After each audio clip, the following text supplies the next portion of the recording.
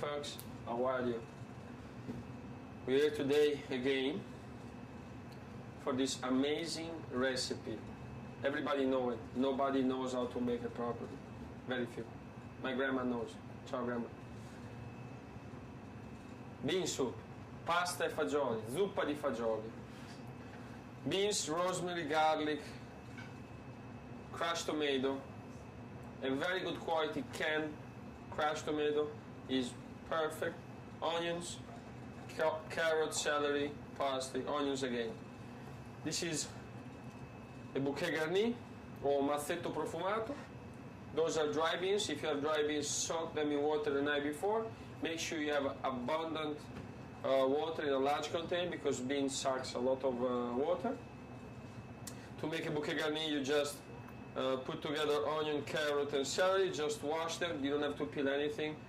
Parsley and tie them together. You will add them into your boiling beans that we already made it just to save time.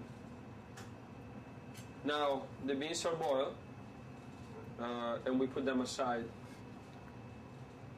So we have dry beans. In case you use the same dry beans, just make sure that you soak them in water the night before for the whole night.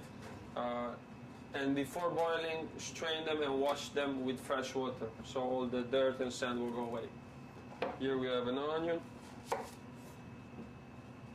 Half onion will be enough. Couple of cloves of garlic.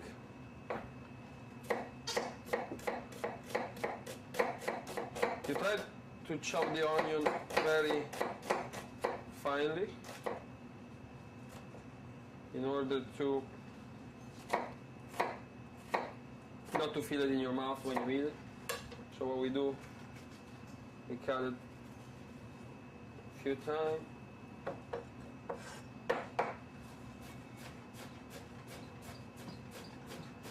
Now we do the garlic in the same way.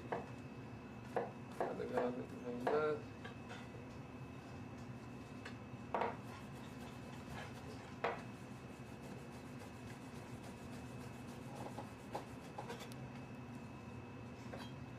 Now, a little secret. In order to chop fast your onion and garlic, add some oil like that. So meanwhile you're chopping, they will not jump away as normally happens.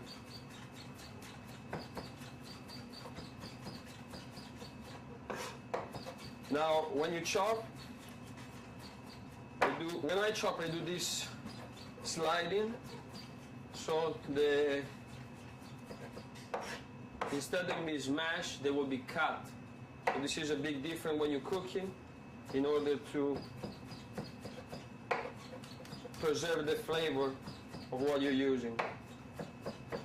As you can see, it gets very fine. We got some fresh rosemary, and we peel him off the hard part. You don't want to have that in your soup. And you kind of arrange it like that, so when you chop it, it will be much easier. Again, the rule is the same. You try to slide your knife, especially when you chop herbs. Make sure your knife is very sharp and you slide over them. Help your knife with your finger by putting it like that. So you will decide the measure and you basically slide through. Less you cut it, better will be. Most of the time when you chop it too much, it became darker and black, and that is the reason why it doesn't have a nice color, because you push the knife over the vegetable instead of just cutting it. As you can see, it's very dry. Most of the time it became pasty and humid is because the liquids are taken out. So we do this small amount and we're ready. Look at that. Beautiful. Okay. Here is our pot. Again, pot capable to contain all the ingredients plus the beans that you already cooked. We heat it up.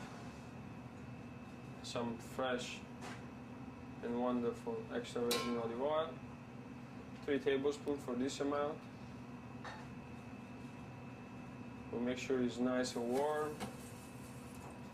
Now the oil is hot, as you can hear. We add the onions and the garlic first. At this point, if you like, you can add also some peppercorn flakes, but make it a little bit spicy, not too much. I rather don't put it. I rather feel the earthy flavor. And this is probably the smell that defines the food, the kitchen, in Italian food. Garlic and onions. Now we add the rosemary that we previously cut. We lower the fire and we cook it gently until it gets a little bit of color. Look the beauty of it. Amazing.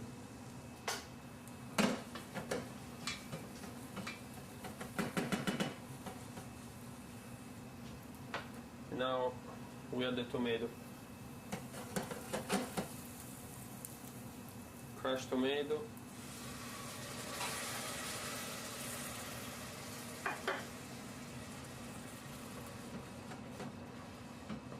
Okay, this is the base for your soup. It's like making a tomato sauce, but you have the rosemary flavor. So now you cook it for a few minutes until the tomato is cooked and full of the flavors of the onions and the garlic and soft. Now, something that probably you don't know, in the medieval time, men used to bring rosemary to women in order, instead of roses, as a sign of love. So if you don't have roses, bring rosemary. They might gonna appreciate it. Those are beans that I previously strained, so we can add them at the end. We will have some old beans, and the beans that we boiled before, they will go all together into your tomato base. And you stir together, and you bring it back to boil for about 3 minutes. Remember, the beans are already cooked, so you don't have to let it boil for too long. Maybe if you want a little bit more thicker, you let it boil a little bit more, but mainly the recipe is pretty much ready. You want to taste it before blending it. A little bit short of salt, but it's okay. We're gonna add it later. And then we will blend our soup.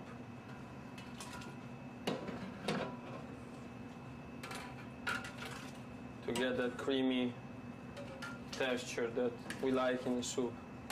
It is also interesting that most of the soup that you blend, you don't need to add heavy cream.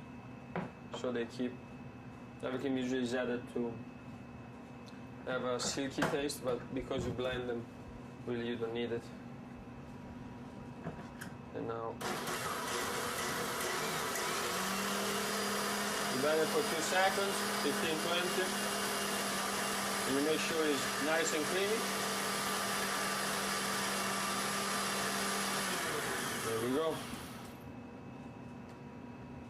Wow, look at that.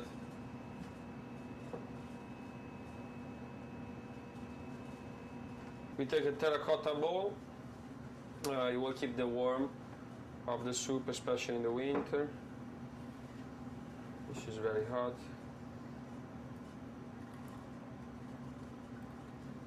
Again, if you like the soup a little bit thicker, you can just let it simmering a little bit more. We add a few old beans, so they will improve. A little bit of fresh rosemary, and for this I like to cut it Just a little for the perfume. A little bit of olive oil. And in this, little bit of pepper is perfect. And I like to add some salt at the end, so to really remind you the rustic flavor of this soup.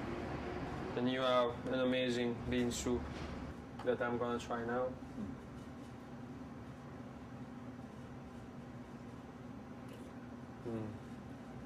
Very good. Bravo.